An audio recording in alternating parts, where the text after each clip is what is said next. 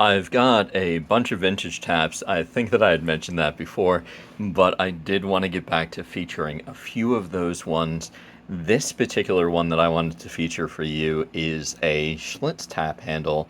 I previously did the Bull one. If you haven't seen that one, go back, check it out. It is absolutely amazing. This one, though, is still a good solid one, and one of the things I like about it is a good example of a particular style of tap handle.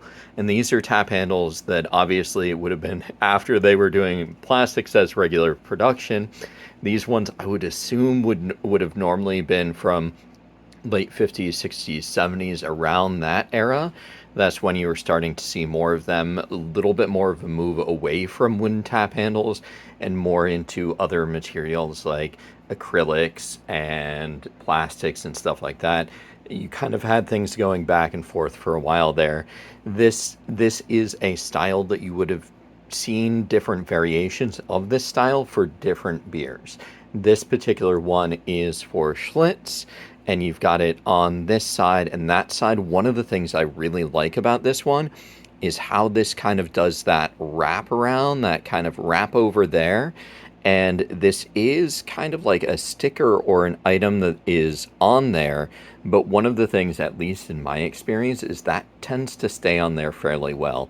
So it may be like a curved plastic that they're using based upon the feel of the material. And however they did it, it typically seems to stay on there fairly well, which is nice.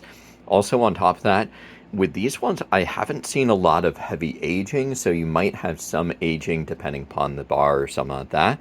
But overall, they seem pretty good. And then with this, I feel a little bit of a line there, but it seems like it's mostly just a actually does go across the bottom, so that would lead me to believe that this was a two-piece production method. So one production for the top portion and then one production for the bottom portion, and then those would be put together.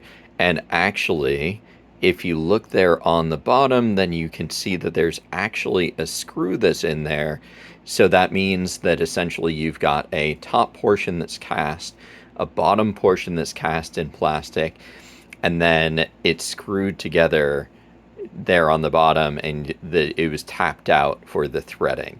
So this does use the standard North American threading, so tap handles like this will commonly work on your regular faucet or tap at home on your regular keg. So that is great to know. Once again, vintage Schlitz tap handle.